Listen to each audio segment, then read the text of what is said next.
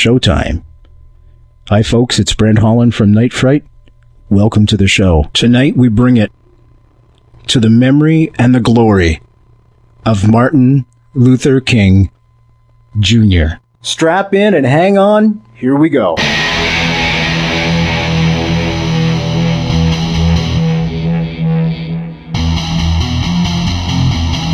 There is a time to question. There is a time for answers. There is a time to challenge. There is a time to speculate. There is a time for change. There is a time for truth. The time is now.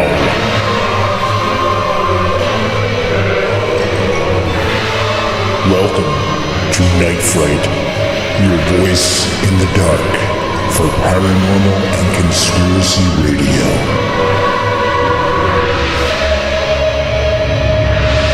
And now your host, Brent Holland.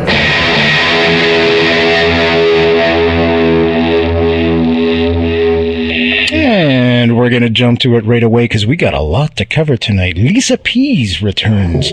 How you doing, Lisa Pease? I'm doing good. How are you? Oh, doing very, very well. Thanks so much for coming back to the show to talk about Martin Luther King Jr. To start us off, could you tell us a little bit about what happened on that fateful day, April 4th, 1968? Well, I'm going to take a quick detour because I think the journey to April 4th started April 4th, 1967, exactly a year to the day before he was killed. He had up to that point, been the leading figure in the civil rights movement and was very popular. He had been Times Man of the Year in 1964. I mean, even the establishment was supporting him for a while. But on April 4th, 1967, again, 1 year exactly to the day before he was killed, he gave a very different speech where he talked about Vietnam, and he'd actually read an article by William Pepper, who later played a big role in this case. But at that time, Pepper had written an article called The Children of Vietnam that ran in Ramparts magazine, and King was so moved by that and so disturbed by that and all the young children who were, just dying for this war between, superpowers over Vietnam, that he decided, he wanted to move beyond just civil rights for blacks and really talk about civil rights for all people, the poor, the disenfranchised. And so he had been in Memphis then a week before April 4th, 1968, to lead a strike of sanitation workers, in support. He had envisioned a nonviolent march, as he had often led in those years, but unfortunately at that particular march, violence did break out. There was some looting. A young man was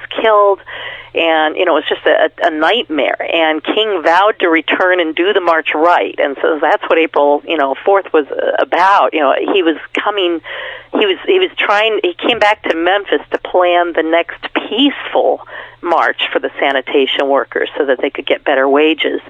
And so he was in town the night before. He had given that fantastic "I've been to the mountaintop" speech, which I think was the first quote that you played over the music there, where he said something like anyone, I would like to live a long life. That was from his April 3rd speech the night before. So April 4th, he and his associates, are planning. They're staying at the Lorraine Motel this time because, the previous time they'd gotten some flack for staying at kind of a white-owned hotel. So this time they were supporting the black community and staying at a black family-owned hotel. And he had a man that was assigned kind of to his personal security who had been stationed at a fire station, kind of just across the way within sight of the hotel. That man was Detective Ed Reddit. And 2 hours before King was killed, a police intelligence officer came up to Ed Reddit and said, "We need you at headquarters." And he's like, "Why? I'm guarding King." And he's like, "You have to come right away." So he went away with him, and was told later there was a threat against his life, Reddit, and that he was being moved for his own protection. But of course, that was removing somebody who cared a lot about King and was there specifically to protect him, was removed from the scene 2 hours earlier by a Memphis police intelligence officer. So that's interesting, right? King was going over to meet Samuel Kyles, Reverend Kyles, and his wife were making dinner for him and Reverend Lawson, who was with him. who was running the sanitation workers strike in Memphis, and the two were getting ready to go to dinner, and they were at their hotel room, which had been moved. They had originally been in kind of a back corner that was well protected, but for a reason that has never to this day come forward, that hotel room was canceled, by some unknown person who claimed to be a member of the King Party, and they were moved to a much more exposed corner balcony unit. And so they were originally to go over at 5 for dinner, but then they got a call from Kyle's wife, said, no, it's postponed until 6, come at 6. So at 6 o'clock, King is stepping out his door, and wham, a bullet hits him in the jaw and knocks him over. The first person who runs up and looks at his body is a man named Merrill McCullough, who happened to be working for the police as an infiltrator with the Invaders, a black activist group in the Memphis area that was not entirely dedicated to the nonviolence precepts of Martin Luther King. They were a little more violent. But it was interesting that Merrill McCullough, ends up being the first one over King's body, looking at him, and there's a famous picture of the team, of King supporters with their fingers all in the air, pointing in one direction, but somebody else is looking at the body, and that's Merrill McCullough. Yeah, we're going to come back to him, folks. Yeah, we'll definitely come back to him because he's interesting. But so King is killed, just after 6 p.m. on April 4th, and various people saw different things. There were a couple of witnesses who thought they saw a man crouching in the bushes right across from the balcony of the hotel. There was a parking lot, and then a retaining wall, and then kind of not a grassy knoll so much as a bushy knoll. A grassy brambles knoll, and branches. And, 2 different witnesses saw a man squatting there. I think one thought he had a gun, and he ran away right after, the shot had been fired.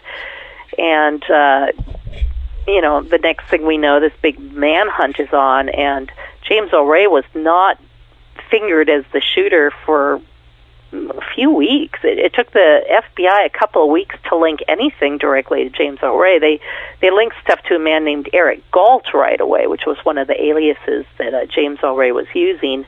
And then they found a fingerprint, on the weapon, and linked it to James Earl Ray. It went looking for him, and curiously didn't find him until right after Sirhan had been arrested for shooting Bobby Kennedy.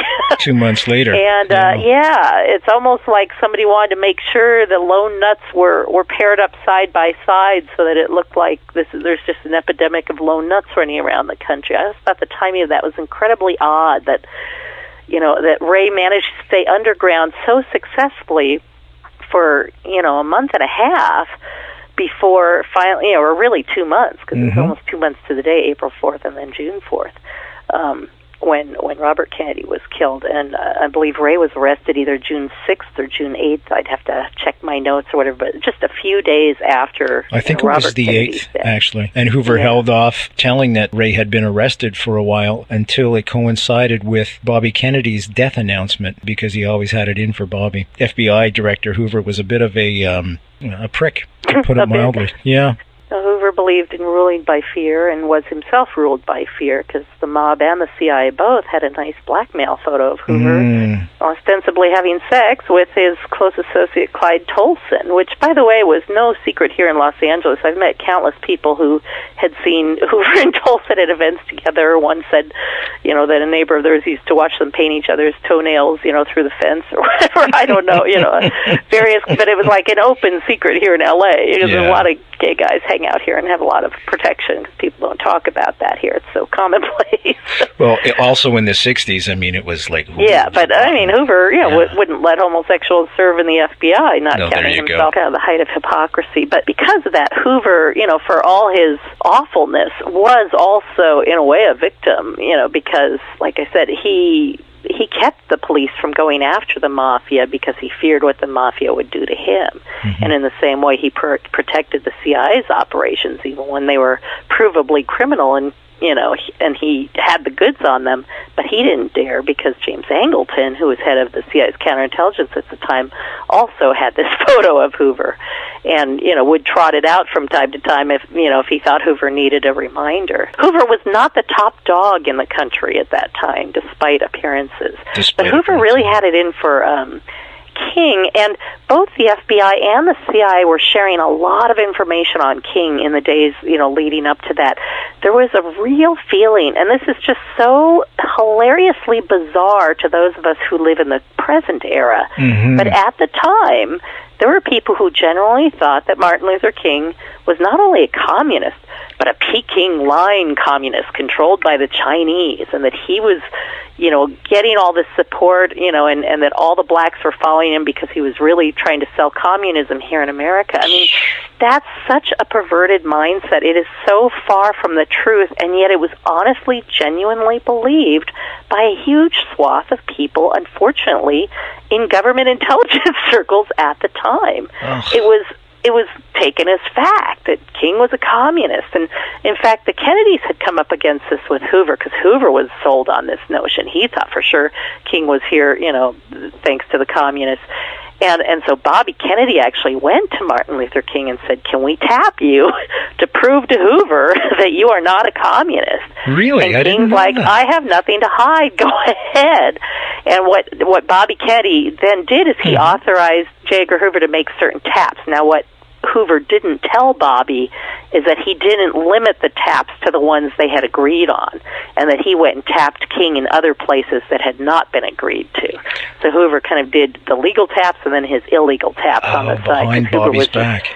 Bound and determined, and plus he figured, I'm sure, if Bobby and King had been talking about taps, then King wasn't going to say anything in front of those taps, right? So Hoover wanted to go get other taps, and in the end, of course, they never had any evidence that he was communist, although it does sound, and I've never heard anything to support this, but it seems that the FBI thought they had some sexual, mishaps, if you will, or ostensibly they caught King on tape with another woman. Like I said, I've never seen any solid evidence of that. I don't know if this is total fabrication or not.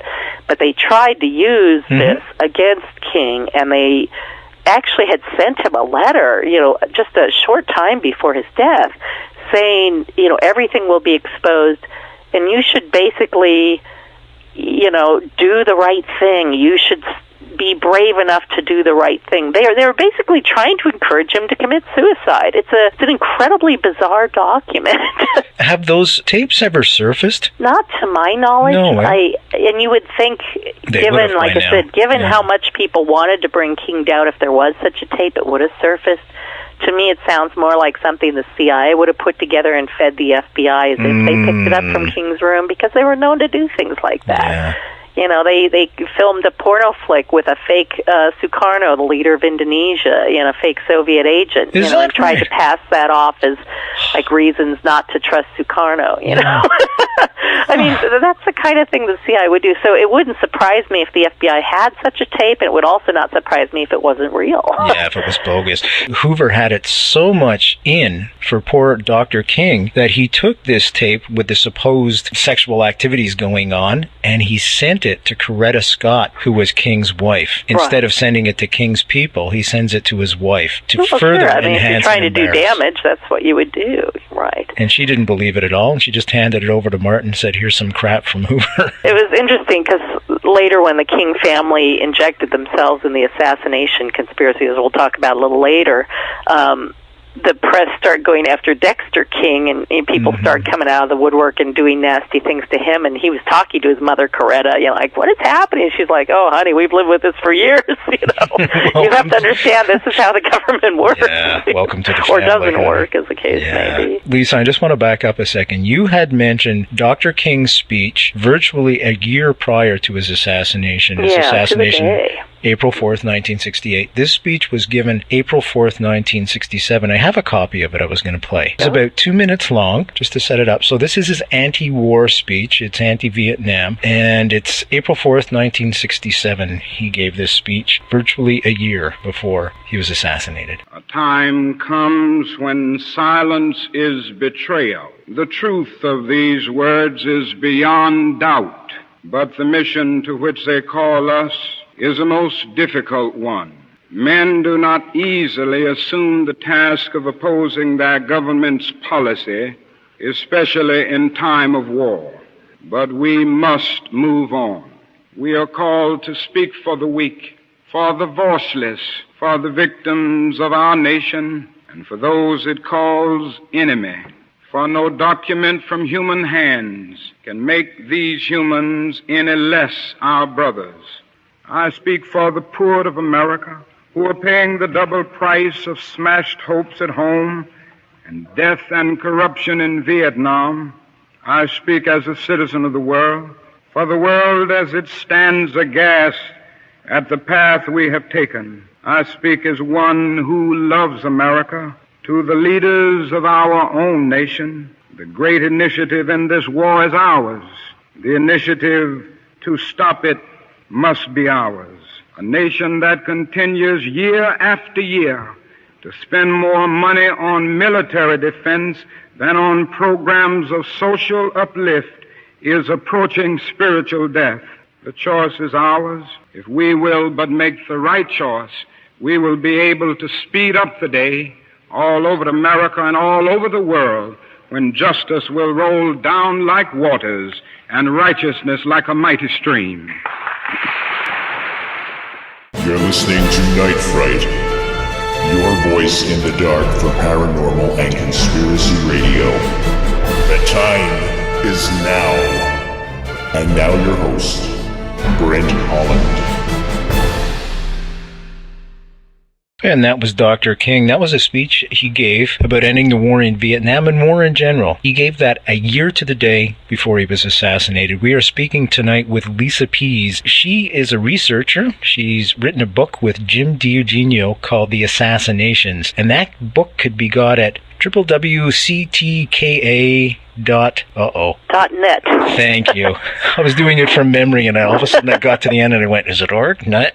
And they can get the book at Amazon. They can just search for Lisa Pease and find it at Amazon.com as well. There you go. Yeah. You're listening to Night Fright, your voice in the dark for paranormal and conspiracy radio. The time is now. And now your host, Brent Holland.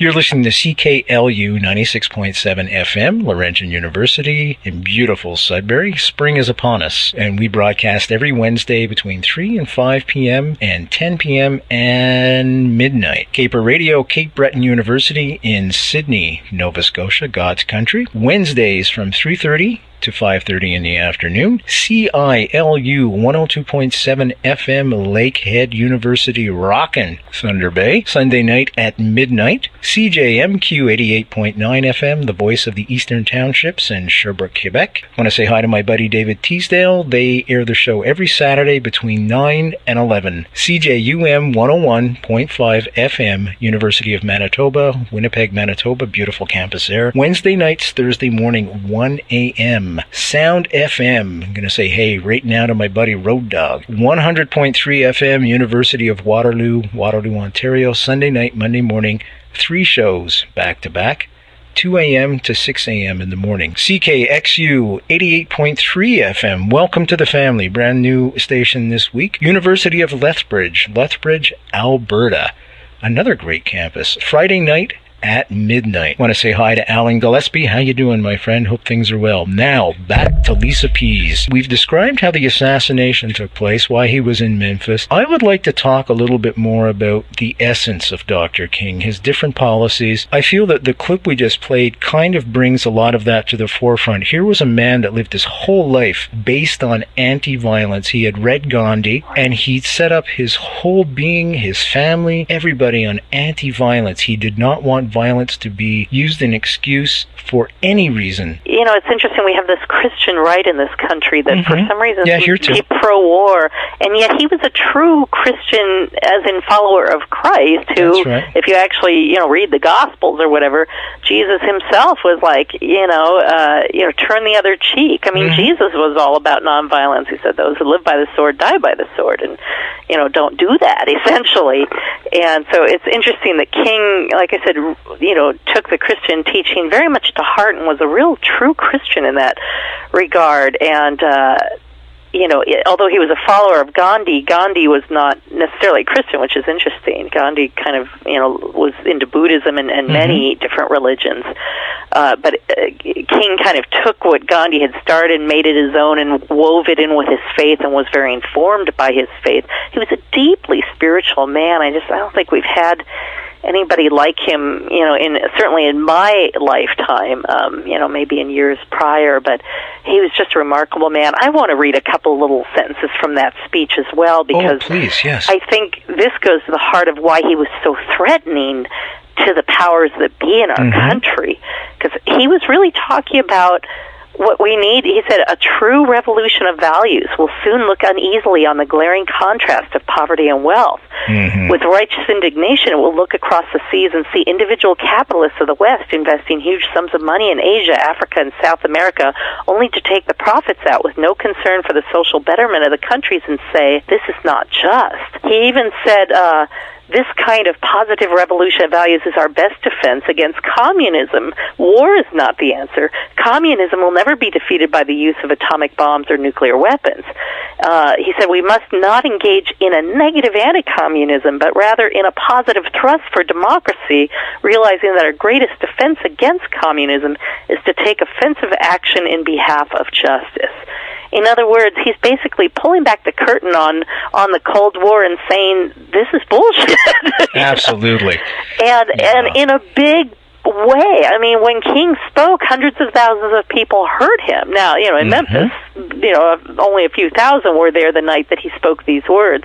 But believe me, a few of them were FBI and CIA and police and other intelligence agencies. And the press coverage. And I can just imagine how this went over. I mean, this is everything they don't want to hear, because their whole business plan, if you will, is structured around war and fighting anti-communism with weapons, the military-industrial complex. The idea of fighting it by just leading a better example sounds so weak and mamsy-pamsy if you're one of those kind of Cold Warriors. Absolutely. And it sounds completely ineffective to them. I mean, if you try and look at the world through their eyes, I can see where they would think he must be a communist agent, because no one in their right mind could say that. Of course, if you look at him through my eyes, I'm like, right on, that's exactly the truth. So, it is hard how people can look at exactly the same set of data and come to incredibly different conclusions about things. It's funny, I've been researching Dr. King now for the better part of, 2.5, 3 months in preparation for these series of shows I'm doing. And beyond question, every time I came across something when he spoke about war, I could just fast forward that and inject it into what was happening in the past 8 years under the Bush administration. There was very little difference, and it was eerily spooky and eerily scary for me to think how history has repeated itself, and we've just taken away the communists and injected Islamic terrorism in its place. Oh, right. In fact, I'm going to read you another quote that goes right to the heart of that. If I can flip to that page, I was marking this up earlier. He says at one point, they must see Americans as strange liberators. And of course, he's saying the Vietnamese people, but it could apply to Iraq or Afghanistan. And then he explains the Vietnamese people proclaimed their own independence in 1945 after a combined French and Japanese occupation. They were led by Ho Chi Minh. Even though they quoted the American Declaration of Independence in their own document for freedom, we refused to recognize them.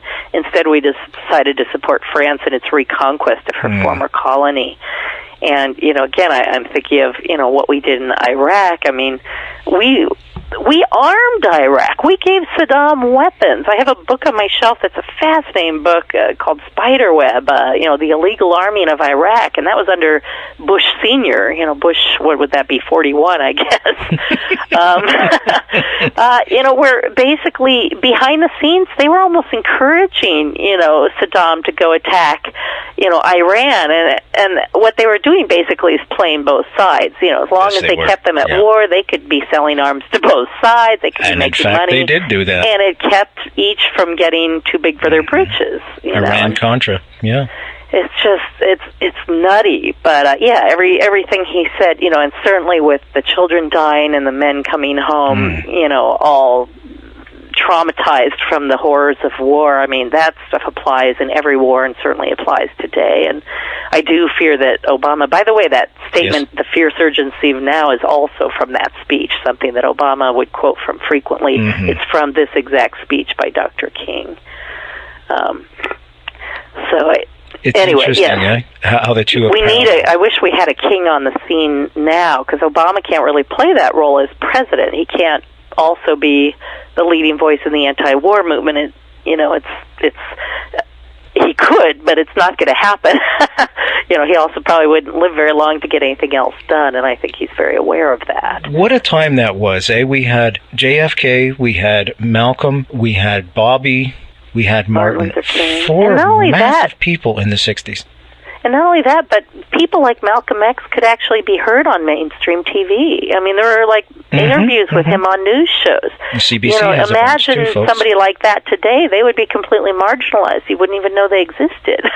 No, you're absolutely right. In fact, as I was researching this, I found a whole pile of stuff in the CBC archives. There's a whole archives online, folks. And CBC has put all their old shows and radio things all online for you to access. And I found various things, like a show on Malcolm X that was on a very famous show here called Front Page Challenge, that basically would take a headline, invite the guest up to be on this television show, and had 4 of Canada's most outstanding journalists interview him, and Malcolm X just happened to be on. There was the announcement of JFK's death, and a special CBC did on it, all kinds of stuff, things I didn't know. Interesting to go back and see it from a Canadian's perspective, which I hadn't seen before. Even being a Canadian, I'd never seen it before. I was just too young. That's a very good archive, which I will send you the link to.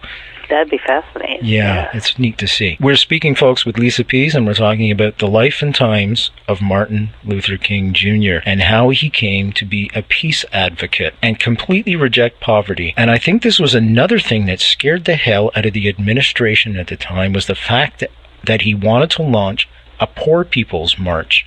Right.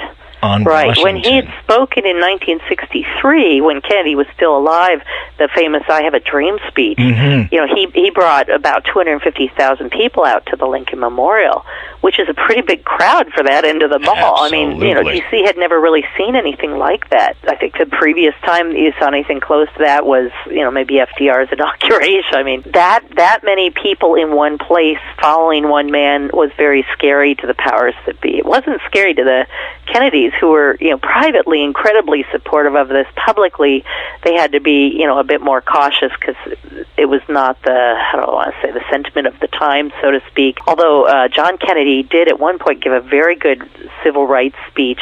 Unfortunately, I believe that was the night Medgar Evers ended up getting killed. But Kennedy had given this wonderful civil rights speech, and then somebody, Byron Dale Beckwith, I believe, took the life of Medgar Evers that night. But King had praised Kennedy's speech. He thought it was, very articulate and very important, and they had a fairly decent relationship. King was impatient, and thought Kennedy wasn't doing enough. Kennedy was trying, to do what he could, but he was also trying to, keep the world from blowing up and, keep Curtis LeMay from launching nuclear weapons against Soviet Russia. You know what I read, Lisa, about Curtis LeMay? He was going to run for president, and General Walker was going to be his running mate, or General Walker was going to run for president, and Curtis LeMay. Could you imagine? Dr. Strangelove. Just talk about your worst nightmare. I was reading where Bobby was talking about Martin Luther King and how he was agreeing with Martin Luther King that they had to speed up the process. Bobby was pushing John on that, that John was dragging his heels more, but Bobby was really, the big force for civil rights. And as Attorney General, there was a lot he could do. And, they sent in troops to defend integration in the South. A black student was trying to enter, white college in the South. He literally sent in the Federal Guard to defend this person and to keep the police from keeping this kid out of school. And they were afraid of losing the bill in Congress, the Civil Rights Right, bill. And that was the thing. Lyndon Johnson gets all the credit for the Civil Rights Act, but it was John Kennedy who forged it and sent it to Congress. He was killed before it was passed, but it was his effort that got that started. A little credit where it's due would be nice. I read these horrible, slanderous things about, the Kennedys tapped King, and like there was this horrible falling out or fight between them, and that just wasn't true at all. Not true. So. Actually, Bobby had called Coretta Scott when King was in jail. Yeah, when he was in jail in Birmingham, he wrote this amazing letter to pastors, kind of explaining what he was about and why they needed to join him, and posted that on my blog at some point. If anybody just searches King Birmingham letter, they'll find the full text. It's well worth a read. The man is just so articulate and intelligent. He got a lot of flack when King started talking out against the war. A lot of people in the civil rights movement did not support him in that. They're like, whoa, wait a minute. We don't even have our civil rights yet. Now you're already broadening the people. It's like, let us get our part of the pie first, then worry about everybody else. King is like, if you say that, you don't know me. You don't understand where I'm coming from. He goes, this has always been about all of us, and I'm moving beyond my immediate circle here. I want justice for everyone, and that's right. why he was starting this Poor People's Campaign. It was the crisis of Vietnam that kind of got him to look outside his immediate troubles and issues and the fights he was fighting and realize, oh my God, this thing is playing out all over the world, but it's not always blacks and whites, it's rich versus poor, it's communist versus capitalist. There are all these segments of society that are fighting each other, and he's like, we need fairness everywhere on every level. So interesting, because Time magazine is like the quintessential, if you want to know what the CIA or the FBI was thinking at a given point in time from probably the 30s to the 60s, read Time magazine. That was their outlet. And like I said, they made Martin Luther King Man of the Year in 64, before he started talking about the war. Now, as soon as he talked about the war, who goes after him? The Washington Post, New York Times, the scions of the establishment. Ooh, King's overstepping now. Ooh, bad boy. Now he's talking about things that are beyond him. Stick with civil rights. You know, down boy, down boy. Just so patronizing, the attitude of the establishment. It's okay as long as you want to talk about equality for blacks, because that was something a lot of the establishment knew the time had come, and a lot of them supported that. But of course, a lot of them supported the war and were making good money off of it. So when he started to aim his guns their way, then they're like, whoa, wait a minute. King's circle was deeply infiltrated. There were people in his own camp who were talking to the FBI. By the way, I want to give a plug for a book that isn't even out yet. It's still being written. Sure. But I know already it's going to be the best book on the King case. Jim Douglas. That's Jim Douglas, yes. He wrote a fantastic book on the John Kennedy case. He sure did. And his next book is on Martin Luther King. He's going into some of Gandhi's assassination as well. Oh, is he? A lot of people don't understand that Gandhi, too, was assassinated. Lisa, can I just plug my show for a second? Sure. Next Wednesday, folks, Jim Douglas will be here live between 10 and 12. Stick around for that one. You're going to want to hear that one. That's going to be a great show. And he will be talking about that. I'm a big fan of his, and he's a really good researcher. Genuine fellow, too. A very wonderful person, yes. Yeah. Lisa, in your mind, well, in your opinion, what were the main differences that separated Dr. King's philosophy, his own ideology, his own essence, his own being, to contrast that, say, with a Malcolm X or Stokely Carmichael, who was the leader of the Black Panther? Both Malcolm X and Stokely Carmichael did advocate violence as a means to an end. And ironically, and again, this was news to me until I started looking into it, Gandhi even advocated violence in limited circumstances when he felt that there was no other way and when nonviolence would not work. But King never went there, although King never went there himself. King did at one point, after talking to Malcolm, kind of leave the door open like, there are a lot of things I would die for, but there is nothing I would kill for. Yes. And that, in a nutshell, was King's philosophy. That's right. And he came to understand that you can't necessarily condemn some of the others for violence, but for himself, his life, that was the only way he could do it. And he encouraged people to try and follow that example. You have to see that it was successful. I mean, no other movement in America has had so many challenges, and I think they accomplished an awful lot in a short period of time. If you think about it, 1959, was it, or 54, when Rosa Parks did her bus protest? I think it was 54. 54. King was 27, so... Right. Now, 50 years later, we have black man in the White House running the country. In the scope of how history moves, that's pretty fast. Oh, that's incredibly fast. 200 years ago, we had slavery in this country. Here, too, Canada was not exempt from slavery. No, that's a good point. Yeah, England and others, although most other countries on the planet got wise to it long before we did. And I must say, sex slavery still happens today. I mean, it's just horrible. Very much so. It's terrible. And in some cases, indentured servitude to the point of slavery is still going on, and probably right here in Los Angeles. I'm always reading about people in the garment district, working these obscene sweatshops and wages. But I digress.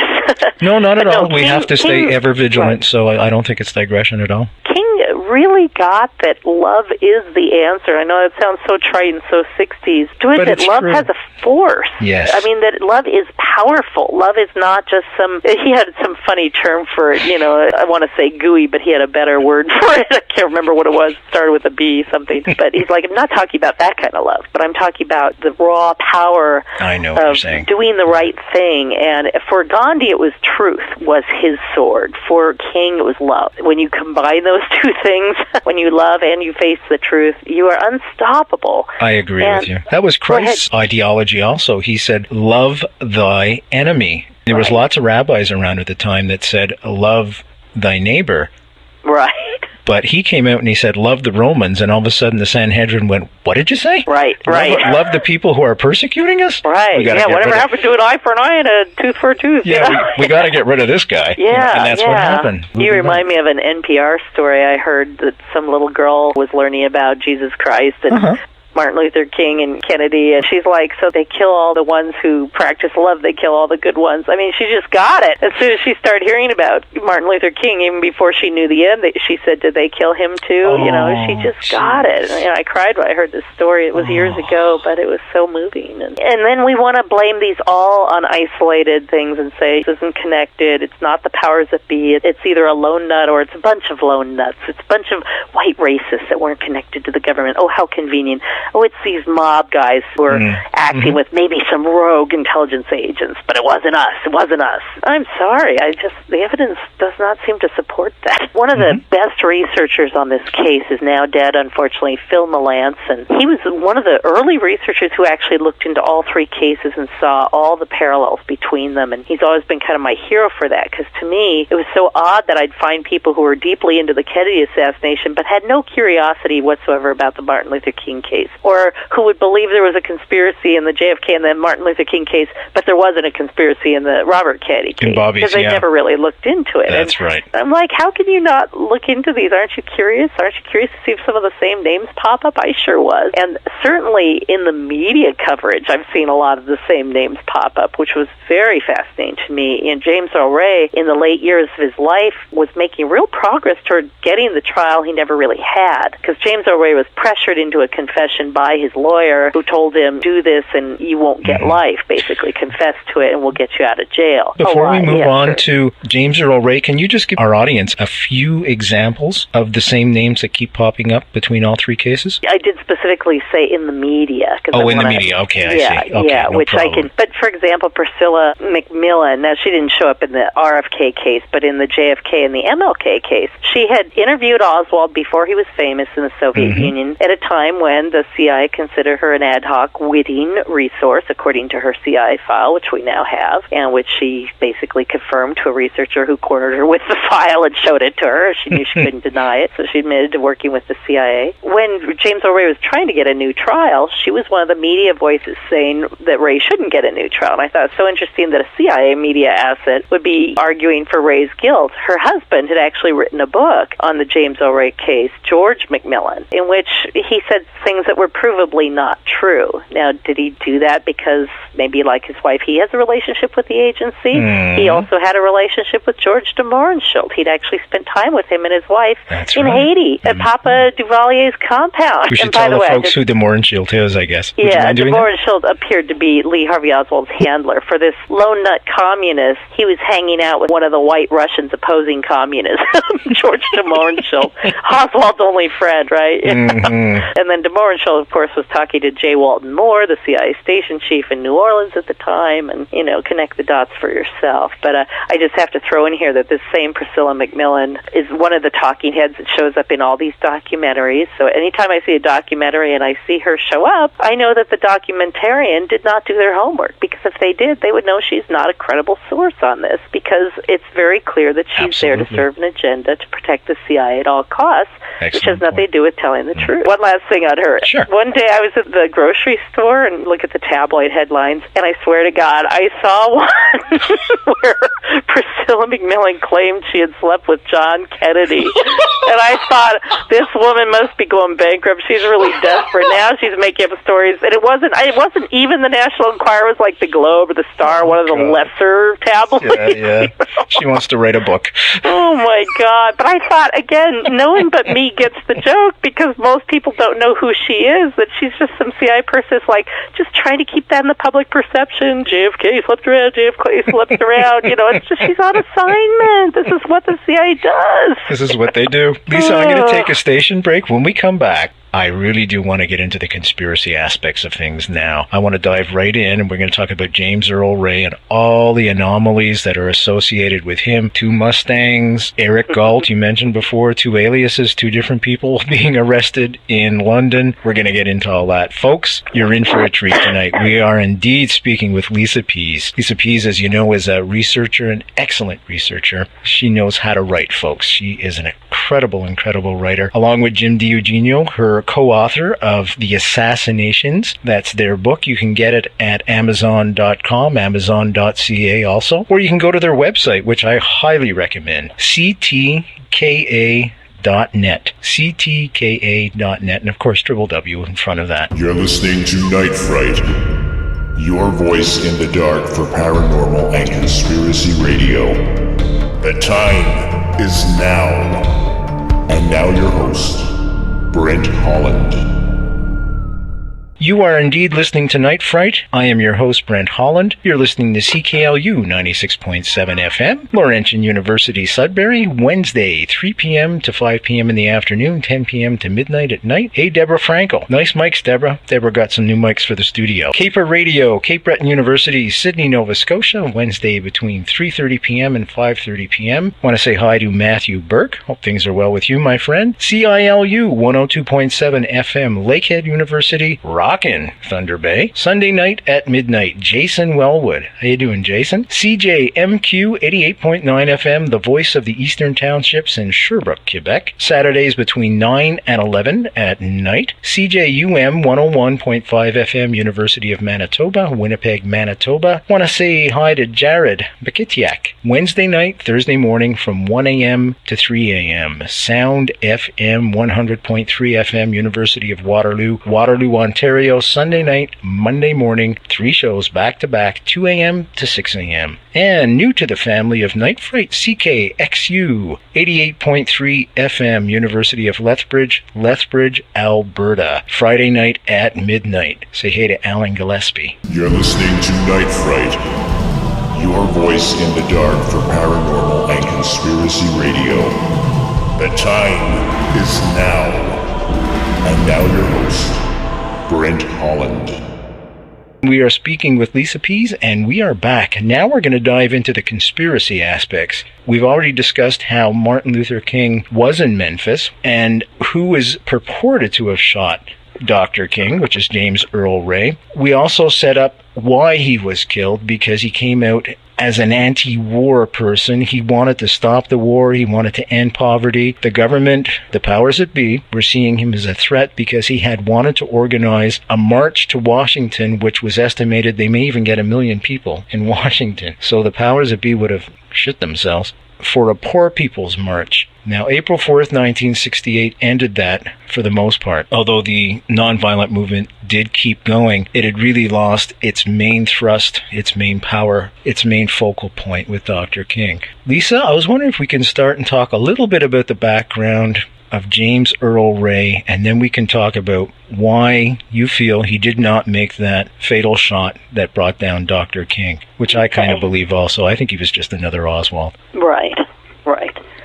He was white trash is probably the simplest way to put it. He grew up very poor and got into crime early, and having gotten into crime many times as a kid, he basically was always on the run most of his life. It wasn't until he hooked up with a guy named Raoul where he started getting, support, because now he had somebody to kind of pimp for him and get him the job that would bring him some money, because you can only steal so many times and then everybody knows you in town. You have to move to the next town. town, and he had used up his time in a lot of towns very quickly. In fact, he was already trying to leave the country long before the Martin Luther King assassination, because so many cities were on the lookout for him, and they were all small things. He'd steal, the cash at the end of the night from a bartender. I'm not trying to excuse it or anything. No, just petty stuff, though. He wasn't a murderer. I mean, and he wasn't a drug user or something. He was stealing to survive because, frankly, he didn't know how to do any particular job, never gotten any kind of formal training, never went to college, never really had the option. Once he had a criminal record, then who was going to hire him? He'd even get a Social Security card. So reading about his life, it does sometimes point out to me that it's like there has to be an option. If people start down that road, there has to be a way to allow them to turn back. I think there were times in his life he might have if the option had presented itself. But all that aside, he eventually ends up meeting this guy. His name's Raul, who always seems to have work for him. He has him pick up a gun here and deliver it there, pick up a box here, deliver it there. He pays him for these duties, and he ran a bunch of jobs with him for a while, and then it kind of ended for a while. And so Ray ended up moving to Los Angeles, of all places, and lived here for a while. Now, while he was living here in Los Angeles, somebody in Birmingham, Alabama, where he used to live, asked for a copy of his driver's license, which was then mailed to that address, and money was sent in exchange. Somebody was pretending, and this was under his Eric Galt alias, which is actually a very interesting alias, because James Earl Ray used 4 different aliases, and he was never straight with anybody as to how he got these aliases. He claimed he just kind of made them up or picked them out of a phone book. I mean, he would never really tell the truth about that, and that really bothered Phil Melanson, who really tried to get the truth out of him, and he said he got very nervous when asked about this. What's odd is that the 4 people whose alias he used all lived within a very short distance of each other in Canada, and all of them seemed connected with either police or intelligence, in one case the NSA. I mean, I didn't know that. Yeah, it was odd, as if somebody knew who these people were. Yeah. And the man whose name was Eric S. Galt in Canada was a kind of a well-known racist, I guess. Really? And so it was interesting that was the name Ray was using at the time that this happened. But like I said, there was the real guy, Eric Galt in Canada, who I don't believe was involved. I mean, that's I really Toronto, don't. by the way, folks. It was in Toronto. I just wanted to throw that out. Sorry. Because you're in that kind of general area. 3 hours north, yeah. Yeah, so there's the real Eric Galt, then there's James O'Ray using Eric Galt's alias living in California, and then there's a third person posing as Eric Galt in Birmingham, getting Ray's driver's license, Ray as Galt, and having it sent to that address. And what's so interesting about that is, again, it reminds me entirely of Lee Harvey Oswald, the fact that there were multiple Oswalds sharing a passport. To me, that reeks of a CIA operation, because this is standard procedure. When E. Howard Hunt and Frank Sturgis were involved in the whole Watergate caper, they were both going in and out of the Watergate. It wasn't just a single break-in, that they were caught on one break-in, but there were actually a series of break-ins. Most people don't know that. There were a series of incursions, and sometimes Hunt had gone into the hotel, and sometimes he was across the street guiding from the outside. But they had shared an alias of Edward Hamilton, and they both used that name. And I don't know if there was a third person who was actually named Edward Hamilton. I just know that those two happened to share that alias. McCord and Hunt shared the alias Eduardo when they were down paying the Cubans money. And sometimes it would be E. Howard Hunt, sometimes it would be James McCord. So again, this is a common intelligence practice to share an alias. So it seems like, from what I've read, it doesn't appear that James Earl Ray knew he was sharing that alias with anybody else. Maybe Raul did, because Raul was operating out of Birmingham, Alabama at a time. It's possible he seized that alias to keep track of him or whatever. Or he had sent somebody else under that same alias. Who knows? It's very murky. The police never got to the bottom of where the aliases came from or who exactly gave Ray that alias. Hard to see, but here's where it gets even more interesting. When the real Eric Galt had nose surgery, a short time later, our James O'Ray in Los Angeles has surgery for his nose and ends up looking more like Eric Galt than before. And now he claims this is all coincidence. He said he just wanted to change his nose because he'd read that, remember, this is a guy who's been a criminal all his life. He's always on the run. He's terrified of getting picked up by the cops. He's on the So he thought, well, I'll just change my appearance. Nowhere does he mention how much the doctor charged him for that. Now, I don't know about those days, but plastic surgery is darn expensive now. now. I can only imagine it was much more expensive then. And where's a guy like that going to get his money from? Exactly. Like I said, with all the little petty thefts he was doing, I don't know how he could possibly have afforded plastic surgery. He literally had plastic surgery on his nose, and he was planning on having it on his ears, but then he had to move along, so the law was catching up with him again, so he didn't get his ears done. It's odd that he actually does bear a physical resemblance to Eric Galt from Canada. So again, it's as if somebody was trying to leverage this known racist and make Ray even more like him. There's also something, and unfortunately, I read this in a footnote in Bill Turner's book. I do not have the exact name in front of me, but while he was here in Los Angeles, he and Sirhan had actually been to the same hypnotherapist, and it was not Brian. There's a man, William Bryan, that Sirhan spent a lot of time with, but there was a different name, and I want to say something like Xavier Goss, but I don't think the last name is right, but the first name was Xavier. And it's just a little footnote in Turner's book, and I meant to look it up before the show, and I apologize for not. No, that's okay. Could I just ask you a quick question? Sure. You know, the Allen Memorial in Montreal was... yeah, okay. The MK Ultra. MK Ultra, mind control. There was also a hypnotist involved there that ended up... Oh, it could be him. He ended up going down to New York, and I was just wondering if there was... I'm just trying to think of it, because it was... I had Professor Donald Scott on here, and we were talking about MK Ultra, and I remember reading about this hypnotist. He had some suspicions he might have been involved with Sirhan, and I just thought I'd throw that out there.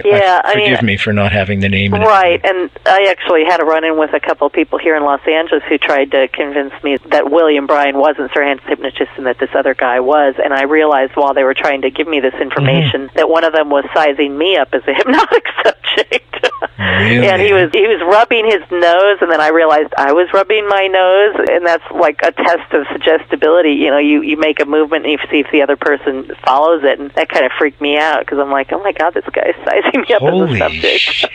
So I ended that conversation, got the heck out of there. Yeah, I think that was a wise move. Okay. James O'Ray himself has exhibited weird behavior. When Phil Melanson went to interview him, he said literally in his book, it's like there's two James O'Rays. There's the one that's kind of articulate and he knows his case well and he's read up on the law because what else did he do in all those years in prison? And then there's the Ray who's stumbling and can't put a sentence together and very inarticulate. And it always centers around things that are very close to the center of the conspiracy, like where did he get the aliases, what exactly was he doing that day, those kind of things. And as I read it, it just occurred to me, it's like, my God, he almost sounds like he could have been in a hypnotic state, that certain answers are just blocked from him so that he won't remember. That's creepy. And people who don't know they're hypnotized will make up explanations. Like when Sirhan was hypnotized by his defense team, they asked him to climb the bars of his jail cell like a monkey, and he did. And then they asked him, and he did. And after they brought him out of hypnosis, they said, why were you climbing that? And he just made up an excuse. He said, well, I was just trying to get some exercise. And then they tried to explain to him that he had been hypnotized. He's like, no, I can't be hypnotized. If anybody's been to one of these stage hypnotist shows at county fairs or whatever, it's a little freaky what they can get people to believe. It's true. It's true. I've seen that. But like I said, that's pure speculation on my part about James O'Ray because no one's really investigated that end of it. But the more I look into it, it's a possible explanation for why he seems to have this weird behavior. It could also be he just knows that now you're getting into a sensitive area and he dare not talk or he'd be killed. I mean, that would make somebody kind of inarticulate too, I imagine. But anyway, so according to James O'Ray and supported by some of the witnesses, he was not even there at the rooming house at the time of the shooting. Supposedly, he had picked up a gun and brought it for Raul. You know, he was going to meet Raul, and he'd picked up a gun, and he was staying at the rooming house. But he claims he was away at a gas station during the time of the shooting. He had a white Mustang. Actually, he claimed it was an off-white, cream-colored Mustang. Didn't know why everybody called it a white Mustang. Other people saw a white Mustang pull away from the front of, and again, I'm not sure how to pronounce it, Caneeps? I think it's Caneeps, but I'm not sure. The name of his little store. Right. Ostensibly, literally, moments after the shooting, somebody dropped a bag with a gun, the gun, Here's another question for you, Lisa. He's got this beautiful white Mustang, cream color, and he's poor as a church mouse. Now, right away I go, he's got a Mustang? Wait a second. Where the hell did he get the money for a brand new Mustang? Now, I don't know if there's a brand new Mustang. But still, even if it's 2 or 3 years old. Even an old one in those days wasn't cheap. Yeah. Yeah, well, like I said, he was running illegal things, let's put it that way, where definitely money to be made in those situations. Okay. So, not too surprising. But in any case, he claimed he was driving back to the hotel when he saw the police blockade and figured something bad had gone down, and was always on the run from police. So as soon as he sees a police blockade, he turned around and ran the other way and kept driving and didn't go back to the state. Drove on to Alabama, spent some time there. I think he then went to Canada, and he ultimately went over to Europe. That's where he was eventually picked up, which we'll come back to. But meanwhile, back at the ranch, the only person who claimed he saw James Earl Ray in any context even remotely related to the shooter was a guy named Charles Stevens, who was so drunk a cab driver wouldn't even pick him up. Now, cab drivers need fares. You have to be pretty drunk for a cab driver to say no thank you. Big time drunk. Big time right. Drunk off his mind, basically. His wife was not drunk. His wife saw a man come out of the bathroom at the rooming house after the door had been closed for some time, and about the time King was shot, a man came out, and she said it was not James Earl Ray. Her husband, on the other hand, said it was. Like I said, she was not drunk. Her husband was. The police leaned on him to make the identification, and he did. He later, on a CBS special years later, and I saw this with my own eyes, said he couldn't be sure if that was the same man. But, of course, by then, way too late. You know what that reminds me of is the witnesses who claim they saw Lee Harvey Oswald kill Tippit. Right. Yeah, right. Same thing. Well, and I saw a news story on CNN not too long ago where a woman identified a man in a lineup as her rapist, and years later, DNA tests were done, and they found out it wasn't him at all, and it was this other guy, and she had to apologize to this guy. She said, I used to pray for his death every day, and now he's an innocent man, and he forgave her. What a big guy. Very moving story. But yeah, eyewitness identification is not all that credible, and you should never hang a person. Eyewitness identification alone. So really, the state's case, they had one eyewitness on James Earl Ray, and the man was totally drunk and in need of money, and very likely would have said anything to the police to make it go away.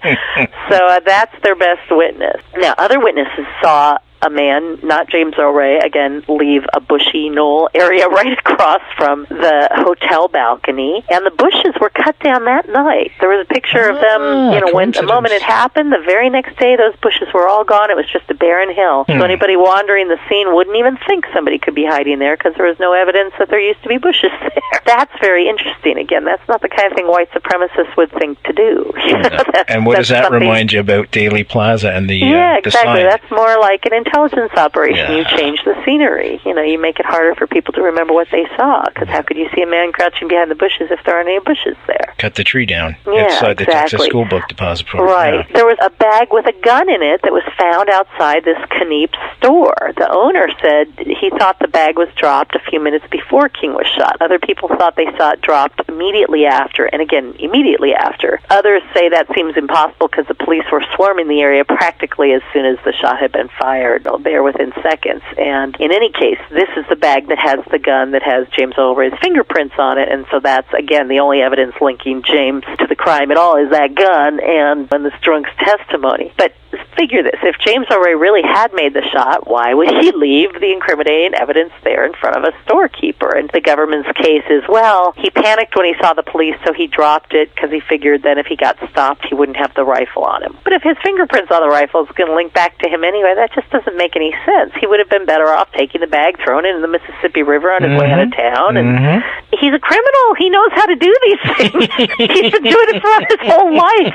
He's actually not stupid. He's been trained for these things, your average bright criminal. And he's always in self-protection mode. If he had planned to kill King, he absolutely would have planned his getaway. Like I said, he wasn't just that stupid. It seems clear to me he didn't know he was supposed to be set up to kill King. He was just delivering a weapon. He didn't know what it was going to be used for. And all of a sudden he realizes that he's the guy. And then what's interesting is, again, Ray leaves in his white Mustang. Other people see a white Mustang pull away from the front of this store, Kniep's, and, make a lot of noise. And then somebody gets on the police radio and broadcasts a fake chase, one that was not happening, of a white Mustang going in the opposite direction that Ray was actually traveling. So whoever planned this wanted Ray to get away, because if they wanted Ray to be picked up, they would have arranged it so that he was. Absolutely. I mean, I think they really wanted it to look like it was this guy, Eric Galt, and not James Earl Ray. I think somebody was really going to try and blame it on some hidden white racist or whatever, and how that story was supposed to end, I don't know, but I think that was the impression they wanted to create. Mm-hmm. And James Earl Ray being just a little pawn in the matter, they didn't care. Let him go. He's harmless. No one would believe him anyways, though he's a lifelong criminal. And he was good at what he did. He did what he said. He showed up on time, got the job done, took his money, and went away. I mean, that's the kind of guy they like to keep around. He wasn't a Lee Harvey Oswald who was complaining and poking around and figuring out that maybe, a plot was in motion. James Earl Ray was clueless. Perfect, right? Mm-hmm. So it does seem like somebody was protecting him. And then, like I said, he's able to stay out of sight for, almost 2 months before he finally gets picked up. And by then, he has gone to Lisbon and Portugal and London in an unclear order, because the records aren't clear on this. He was trying to get to Rhodesia. He was trying to get somewhere in Africa. He heard that's a place for mercenaries where he could probably get some work, where no one would care if he had a criminal background. That's why he was trying to get there. People have tried to paint that as like more evidence that he's a white racist, because there were a lot of white racists running around Rhodesia at the time, and certainly there were, but I don't think that was his motive. It seemed clear to me, like I said, he was looking for that long before the king assassination. He wanted a job. He is like a guy who actually wanted a job that he could do where his criminal background wouldn't come back to haunt him. And he couldn't go far enough, because sooner or later everything would catch up with him. There he is in Lisbon or London, and the morning that he is picked up, there's actually 2 arrests. A man using the alias Raymond George Sned, or Snade, or however it's pronounced, S-N-E-Y-D. One of them is picked up on a plane inbound from Portugal. One of them is picked up coming from the city of London. The 2 arrests happen within 2 hours of each other on the same day. Mm-hmm. It appears that the earlier one, the one inbound from Lisbon, probably was James Earl Ray, and that's what he claims, that he was coming in from London. But the government, for whatever reason, has said, no, it was the second arrest was him. It was 11:30 a.m., it was a later time, and he was actually coming directly from his London hotel. And again, this just reeks of an intelligence operation. If you have 2 people arrested under the same passport name at the same airport at different times on a day, some major thing is going down. And again, I think it was like, okay, it's time to have him picked up now for whatever their purposes. Mm-hmm. And like I said, I can only speculate. My speculation would be that it helped reinforce the lone nut scenario in the Robert Kennedy case if they also managed to bring James Earl Ray in at the same time. That's right, because people forget that Bobby Kennedy was killed in June, 2 months later. 4th. Yeah, Mm-hmm. June 4th, yeah. 2 months to the day. To the day later. James Earl Ray is picked up at one of these things, and his first lawyer, ironically, happens to be a member of something called the CIA Cleared Attorneys Panel. The CIA right? pre-clears attorneys who will keep their secrets. Uh-huh. And this I only found out about last fall when I was speaking at the WECT conference at the University of Pittsburgh, because James Lazar, who runs the Assassination Archives Research Center, a fabulous resource that got copies of all the HSCA documents that were released after the ARB went through and did their work, he found in the JFK records, can I just tell not the folks, in the Martin Luther King records, but in the JFK side. Lisa, can I just tell the folks what the HSCA stands for? Oh, sure. Okay, it's the House Select Committee on Assassinations, folks. It was 1978, 79, if I'm mistaken, somewhere around there. It was put together by the government because there was a lot of, this is not too long after Watergate, there was a lot of concern that the CIA was dirty. No kidding, eh? Hello! They wanted to investigate the 2 assassinations, the Dr. King assassination, the JFK assassination, so they did. And in both cases, in the JFK assassination, they found that there was a probable conspiracy. In the Martin Luther King one, I believe they found the same thing, that there was a probable conspiracy. Right. And then the leader of the group, G. Robert Blakey, said in the JFK case, of course, it was the mob, not the CIA. And in the MLK case, it was white supremacists, not intelligence agencies. The safe conspiracy, the patsy conspirators, if you will. As James Angleton said, you plan for the failure of an operation as you plan for the success. Is that what he said? He actually said that on the record. I think that gives you a huge window into the mindset that you plan the CIA. Not only the official story, but the backup story if the official story falls through. So some words to bear in mind. Most people don't think like that because most people don't engage in criminal behavior, so it's very foreign to them to have these layers of lies. But when you work in intelligence, everything you do is a layer of lies. Of good reason. I'm not one of these people who say we don't need a CIA. I just wish we had a more moral CIA. But I understand there are problems. How do you get intelligence from criminals if you're behaving morally? I found out, Lisa, speaking about the CIA, but you probably know this because you're such a good historian. It's a book called Bobby Kennedy in His Own Words. And he was saying that Jack Kennedy, his brother, the president, had asked him after the Bay of Pigs to become head of the CIA. Right. And Bobby Kennedy said, no, it wouldn't look good. So he decided not to. Right. And they brought John McCone in. But I thought that was really interesting. John had said that to other people as well. He said, I wish I'd put Bobby as CIA. He was wasted over at Justice. Because he didn't realize when he took office who really ran the country. And at that point in time, and I'm not sure it's so different now, the CIA was top dog. Because, like I said, they had Hoover in their belt. The CIA had blackmailed its way into existence. They had dirt on congresspeople. They had taps on the Hill. When you have blackmail on the people in power, then you are the power, right? I don't want to get off subject too much, but I would definitely like to come back and talk about, at one point, Operation Red Cross, before we, not right now, but maybe a little bit later on. Is that okay? Okay. So I was talking about James O'Rea's first lawyer being a member of the CIA's cleared attorneys panel. That doesn't mean, I'm not trying to say that Arthur Haynes was CIA or that he was working for the CIA when he represented James O'Rea. I have no idea if that's true. In fact, I actually think he did a better job for James O'Rea than his subsequent lawyer did, who I'll get to in a minute. Percy Foreman really sold him down the river. But I do find it incredibly interesting that his first lawyer was connected, however remotely, with the CIA. His first lawyer, Haynes, brought in an author, Bradford Huey, to write a book on the case, because then the author would share the book proceeds with the lawyer, and that would help pay for the defense.